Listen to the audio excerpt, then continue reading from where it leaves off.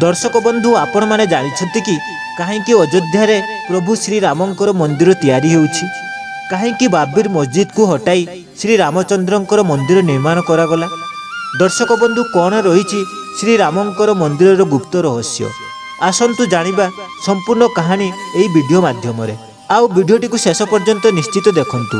भारत देश उत्तर प्रदेश राज्य रे अवस्थित श्री रामंकर भव्य मंदिर, एही मंदिर को नहीं अनेक पौराणिक आउ ऐतिहासिक कथा वर्णित होइछि।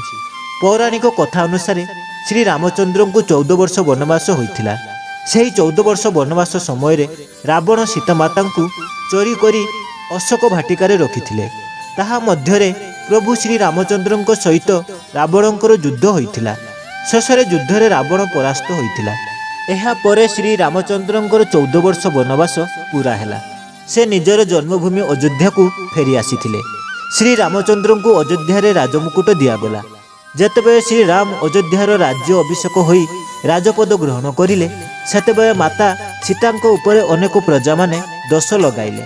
जेहेतु से वनवास समय रावण सहित अशोक भाटिकारे थिले, माता सीता सत्यतार परीक्षा दियंतु सेतिपाई श्री रामचंद्र प्रजा मानकर कथा रक्षा करी सीता को वनवासी हेबा पाई आदेश देइथिले।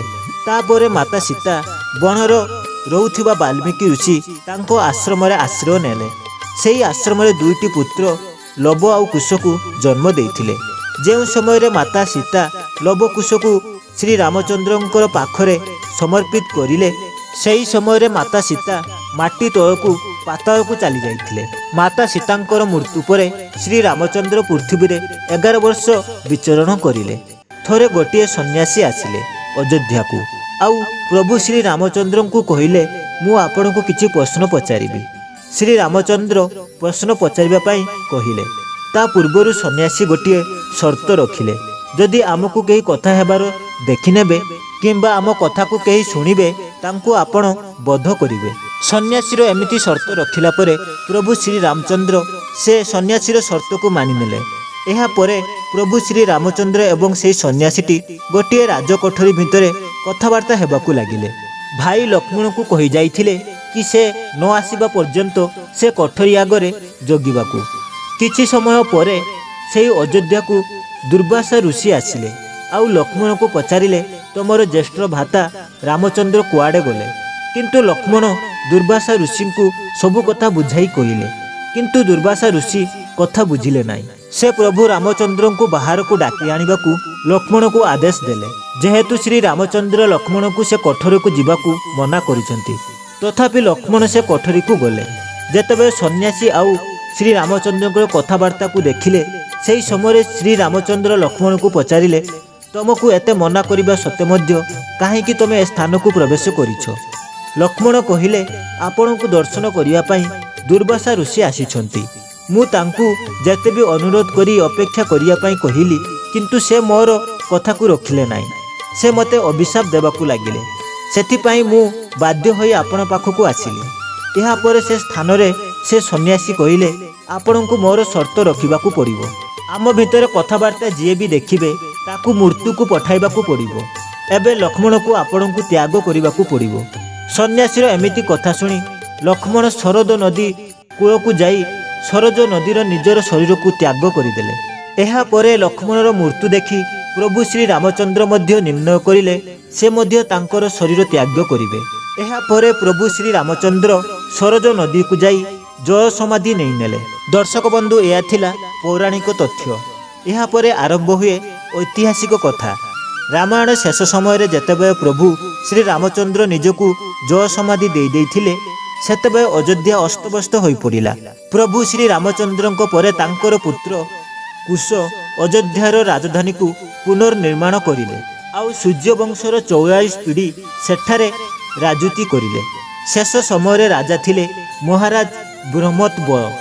शेषरे ब्रह्मोत्बल महाभारत युद्धरे अभिमन्युଙ୍କ हातरे युद्धरे परास्त होइथिले। लोके कहंती महाभारतर युद्ध परे अयोध्यार स्थिति बिगड़िबाकू लागिला।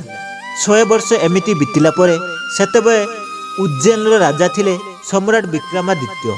से थरे जंगल भितर को शिकार करने जाइथिले। शिकार करू करू से अयोध्या रे पहुंची जाइथिले। शिकार पछरे बुलु बुलु थकी पड़िथिले। आउ अयोध्यार गोटिए गछ मूले निजर सैन्य सामंत को नहीं सेठारे विश्राम करिले। सेतबे अयोध्यार कौनसी प्रकार लोक माने बास करुनथिले। से स्थान रे राजा विक्रमादित्य को आश्चर्य करिला भली गोटिए आलोक देखिबाकू मिलिला। संगे संगे बाहरी पड़िले आउ आखपाखरे थिबा विद्वान पाखकू तांको पाखकू जाई सेही रहस्यमय आलोक विषय रे संधान करिबाकू लागिले। जेतेबेले से आलोकर रहस्य जानिबाकू पाइले तांकू सेठारे किछि विद्यमान लोक कहिले से स्थान हेउछि प्रभु श्री रामचंद्रंकर जन्मस्थान। प्रभु श्री रामचंद्र सेही स्थान रे जन्मग्रहण करिथिले।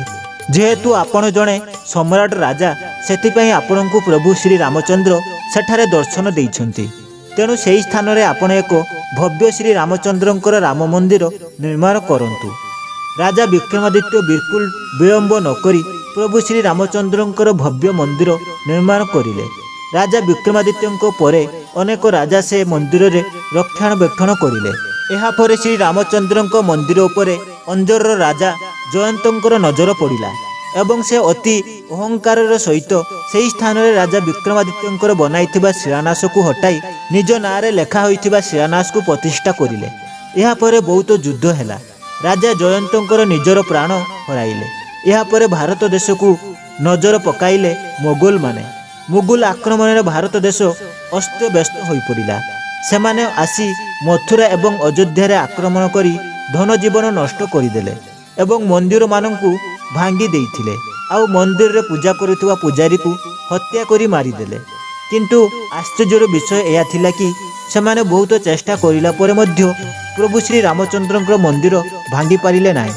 अनेक राजा माने मध्य चेष्टा करिले भांगिबा पाई किंतु भांगी पारिले नाही।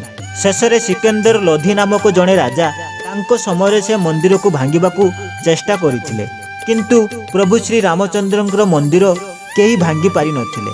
1400 शताब्दी रे समग्र भारत रे मोगल मानकर शासन आरंभ होई गला। आउ सेमाने अयोध्यार प्रभु श्री रामचंद्रंकर मंदिर को भांगिबा पाई 1527 मध्यरु 1528 मध्य मंदिर को संपूर्ण भाव में भांगीदेले एवं सेही स्थान रे बाबिर मस्जिद नामक एक मस्जिद टीए निर्माण करिले। जो मस्जिद को निर्माण करिबा पाई सेमाने बाबरंको ठारू आदेश आनिथिले। एहा परे दिन बीतीगला। से राज्य रे अकबर एवं जहांगीर शासन सारा भारतवर्ष रे व्यापिला। सेमाने मंदिर आखपाख अंचल को हिंदू प्रांगण करिबा पाई दान करिदेले।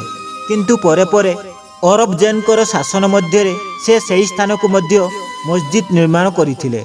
सही स्थान को पुणी थरे बाबिर मस्जिद नाम निर्मित करिले। सेमाने प्रभु श्री रामचंद्रंकर स्थान मध्य बाबिर मस्जिद को निर्माण करिथिले। एहा परे अनेक वर्ष बीतीगला। 1853 मसीह बाबिर मस्जिद पाखरे हिंदू मानू छोट राम मंदिर पूजा करिबा पाई आदेश दियागला। एहा परे 1992 मसीह राष्ट्रीय संघीय सेवक स्वयं द्वारा तथा भारत जनता दल तरफरु अनेक आंदोलन होइथिला। सेमाने बाबिर मस्जिद जगार प्रभु श्री रामचंद्रंकर भव्य मंदिर निर्माण पाई अनेक चेष्टा करिथिले।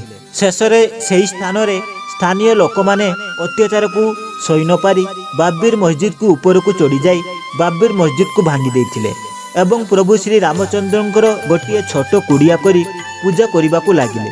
एही परी भाबरे अनेक दिन श्री रामचंद्र से छोट कुड़िया पूजा पाइले। एहा परे अनेक आंदोलन तथा केस विवाद पर 2020 मसीह भारतर प्रधानमंत्री नरेंद्र मोदी द्वारा प्रभु श्री रामचंद्रंकर भव्य मंदिर पाई पूजा करागला एवं प्रभु श्री रामचंद्रंकर भव्य मंदिर शुभ आरंभ हैला। एही मंदिरटी 2024 वर्ष जनवरी 22 तारिख में प्राण प्रतिष्ठा हेबो।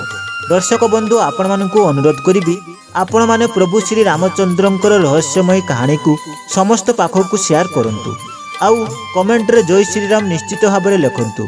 प्रथम थर पर मो चैनल विजिट करथिले चैनल टी को सब्सक्राइब करि नियंतु एमिति सुंदर सुंदर कहानी पाई।